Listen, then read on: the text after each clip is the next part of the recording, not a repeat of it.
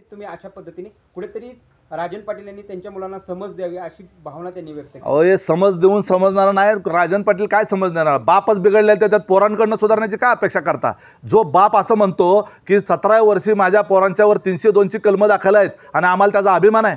अरे मर्डरमधला आरोपीचा अभिमान बाळगणारा बाप ह्या पृथ्वी तलावर फक्त अनगर आणि मोहोळ तालुक्यात असू शकतो आणि या ठिकाणी त्याला आम्ही ह्या भारतीय जनता पार्टीने पक्षात घेतलेला आहे. लग्नाच्या आधी पोरी नाचवणारी आमची पोरं आहेत कारण आम्ही खानदानी पाटील आहे असं म्हणणारा हा बाप त्याच्या पोराकडनं काय अपेक्षा करणार?